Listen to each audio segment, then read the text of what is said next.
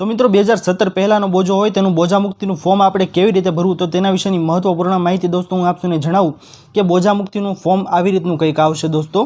तो अहींया बोझा मुक्तिनुं जेवुं लखेलुं छे तेवुं फॉर्म तमारे भरवा माटे सौथी पहेला अहींया नामनुं बॉक्स आपवामां आवेलुं छे। तो नामना बॉक्समां सौथी पहेला तमारे तमारुं नाम अहीं पूरेपूरुं नाखवानुं रहेशे। जे कोई पण अरजदार आव्या होय 7/12 जेवुं नाम चालतुं होय तेओनुं पूरेपूरुं नाम छे, जे व्यक्ति हाजर होय तेमनुं नाम लखवानुं रहेशे।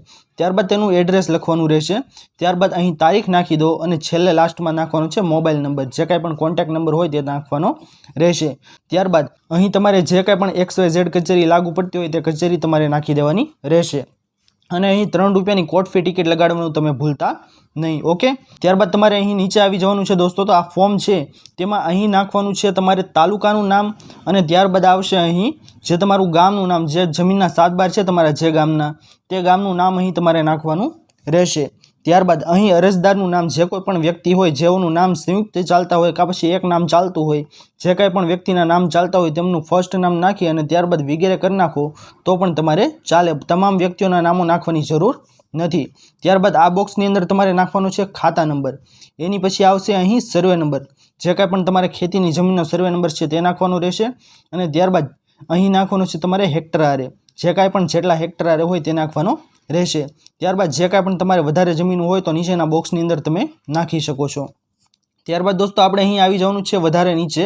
તો અહીં આવશે દોસ્તો કે ઉપરોક્ત સર્વે નંબર પૈકી, તો અહીંયા ઉપરોક્ત મુજબ તમે લખી શકો છો, ત્યાં સર્વે નંબર નાખવાની જરૂર નથી।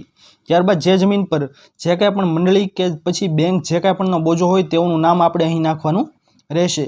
ઓકે, અને ત્યારબાદ અન્ય વિશેષ વિગતની અંદર તમારે બીજું કાંઈ નાખવાનું નથી, ખાલી એટલું લખી દો તો પણ ચાલે કે નોંધણીના આધારે બોજા મુક્તિ કરી આપવા વિનંતી, તેટલું લખી દો તો પણ ચાલે। અને ત્યારબાદ અહીં આવે છે અરજદારની સહી, જે કોઈ પણ અરજદાર આવ્યા હોય બોજા મુક્તિ કરાવવા તેની સહી અહીં નાખવાની રહેશે। અને સાથે શું જોડવાનું તેના વિશેની માહિતી પણ હું આપને જણાવી દઉં। તો સાથે જોડવાનો છે 7 નંબર, એટલે કે ગામ નમૂના નંબર 7, ત્યારબાદ ગામ નમૂના નંબર 8 અને ત્યારબાદ ગામ નમૂના નંબર 12।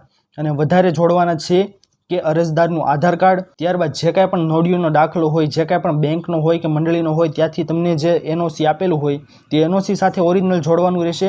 અને ત્યારબાદ લાસ્ટમાં આવે છે જે કાંઈ પણ બોજા દાખલની નોંધો, જે બોજો અગાઉ ચાલતો હોય તેની દાખલની નોંધ પડેલી હોય તે બોજા દાખલની નોંધ છે તે તમારે પ્રિન્ટ કાઢી અને તમારે સાથે જોડવાની રહેશે। અને એટલી વસ્તુ છે દોસ્તો તે તમારે આપી દેવાની છે મામલતદાર કચેરીમાં, ઈધરા વિભાગની અંદર તમારે એટલી વસ્તુ આપી દેવાની છે, જેના બાદ તમારી કાચી નોંધ પડશે અને કાચી નોંધ પડ્યા બાદ તમારો બોજો છે તે ક્લિયર કરી આપવામાં આવશે। તો આ સિમ્પલ પ્રોસેસ અને નાનકડી એવી પ્રોસેસ છે બોજા મુક્તિ કરાવવા માટેની। આશા કરું છું કે આપ સૌને આ વિડીયો પસંદ આવ્યો હશે। જો વિડીયો પસંદ આવ્યો હોય તો વિડીયોને લાઇક કરવાનું ભૂલતા નહીં। ચેનલ પર નવા આવ્યા હો તો અમારી ચેનલ ખેડૂત ઓનલાઈન પોઈન્ટને સબસ્ક્રાઇબ કરી અને બાજુમાં આપેલા બેલ આઇકનને પણ પ્રેસ કરી દેજો, જેના લીધે આવી જ મહત્વપૂર્ણ માહિતી આપ સૌને આ ચેનલના માધ્યમથી મળતી રહે। તો દોસ્તો મળીએ હવે પછીના વિડીયોમાં, ત્યાર સુધી જય હિન્દ અને વંદે માતરમ।